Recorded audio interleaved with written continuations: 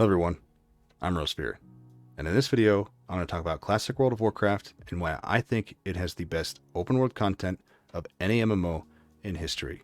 Now before I get started, I want to explain what I personally think makes really good open world content, and that's organic open world content that's not forced and doesn't feel mandatory. Now if you look at Shadowlands, there's a really good example of what mandatory open world content is, and that's the Maw.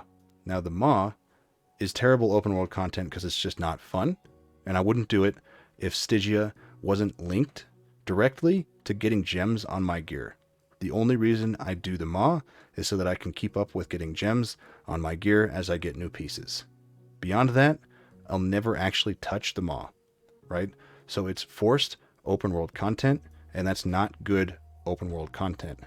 So if we look at Classic World of Warcraft, for example, there's a whole lot of things that people do that's not mandatory, but they do it because it's fun or because it makes the game more fun for them, right?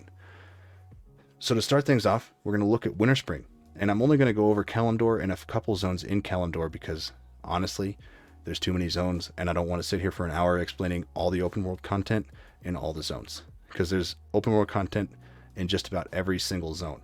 So I'm just going to go over a few of them. With that being said, Winterspring, there's a few things going on here that make Winterspring a really good zone.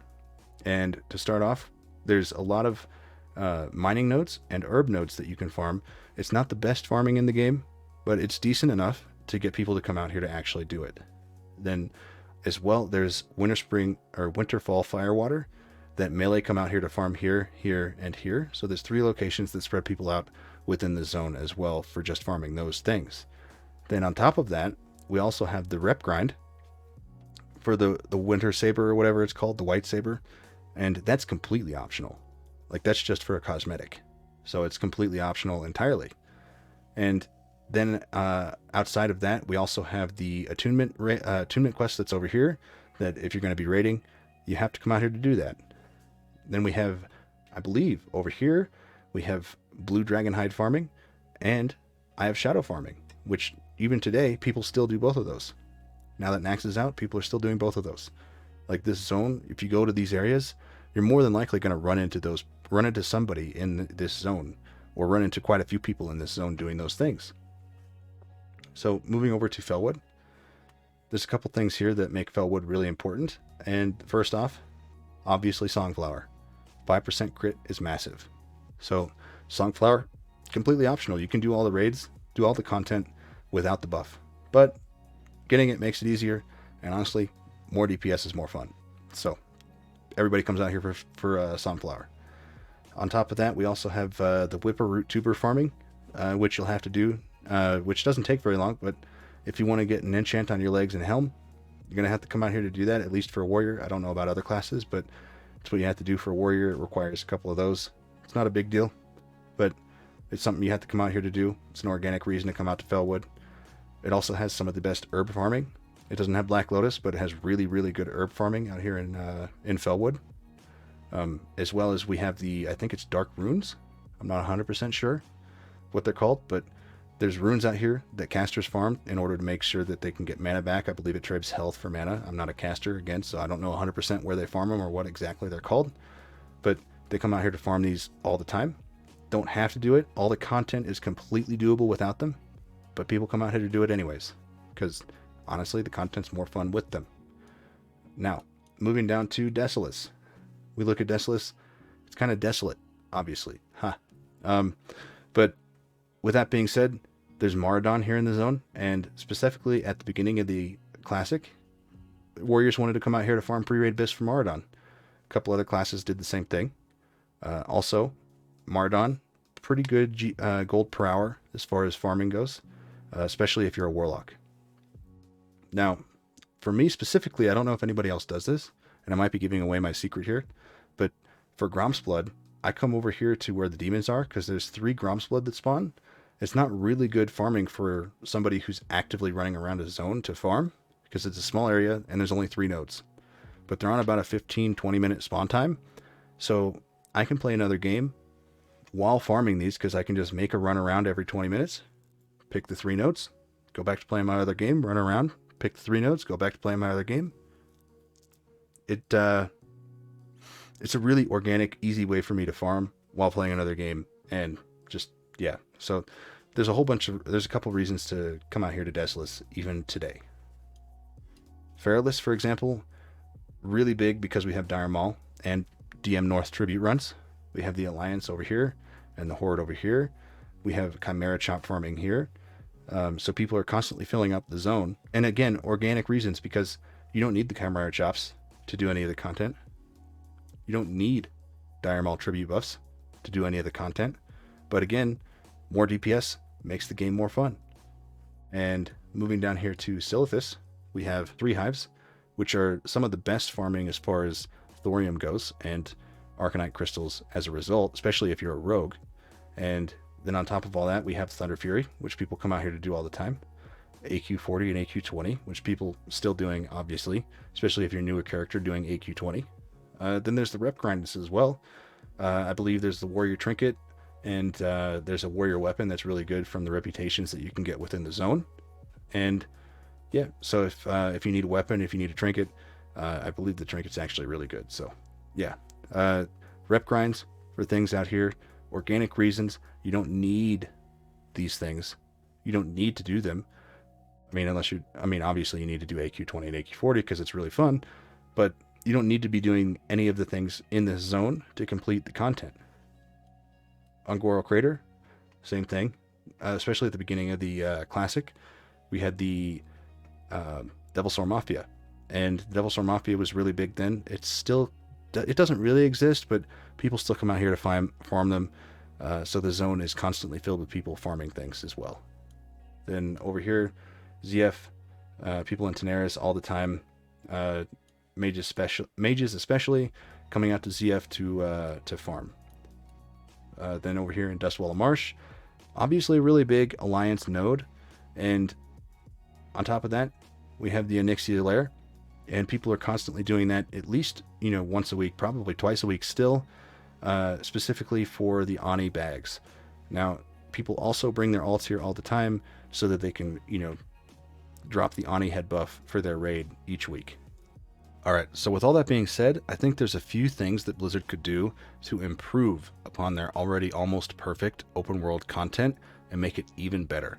So the first thing that they would have to do, and these are 2 things that I think would need to be implemented from a fresh start server, and people would have to go in knowing that it's not a pure classic server and that there has been some rather major changes made to the game.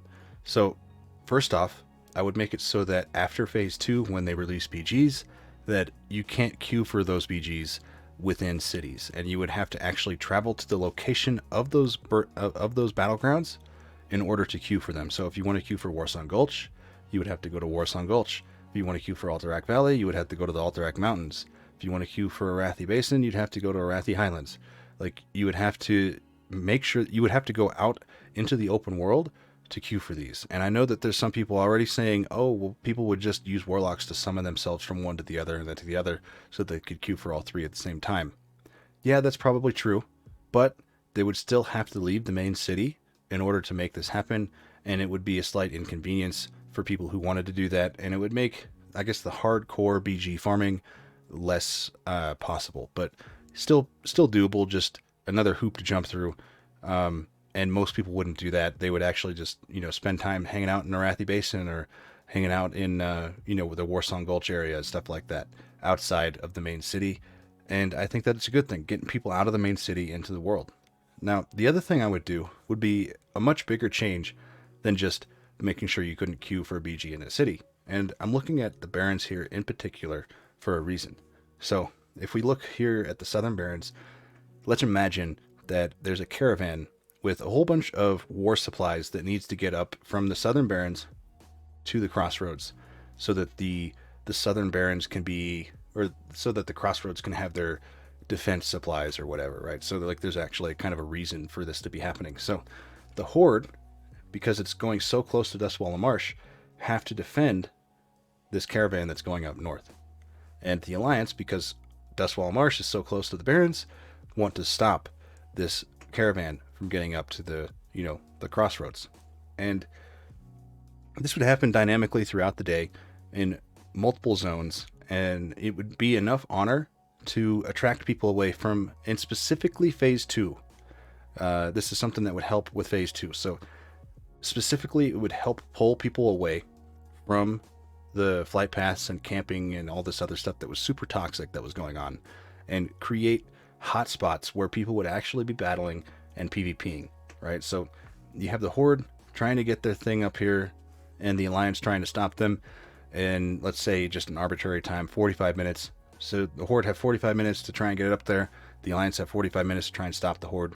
Whichever side wins gets bonus honor for being on the side that, completed their task, and obviously both sides get honor for just getting a bunch of HKs. So this is something that I think Blizzard could do in multiple zones that would keep people moving throughout the world, throughout the entire expansion, as long as the honor gained would be enough to offset the honor that people would gain by just sitting camping flight paths or hanging out here during phase 2, which was Searing Gorge and Burning Steppes. This area was like the worst, trying to get in just to raid. Like there's no way you're going to get in with world buffs or any of that stuff. Phase 2 was awful for these areas because of that. And if you could use a system like that to pull the Alliance and the Horde away from camping these zones, camping flight paths like up here in Light's Hope Chapel, camping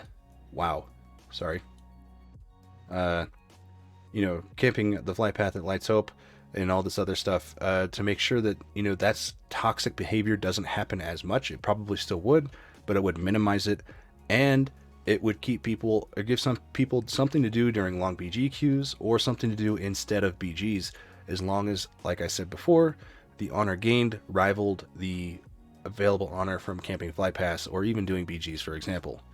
So I think having that happen in multiple zones across both continents, simultaneously, sometimes dynamically, just random times, all day long, all night long, give people something to do, something to focus on other than camping each other, and other than just doing BGs. And it would make the world more dynamic and more lively throughout the entirety of Classic World of Warcraft.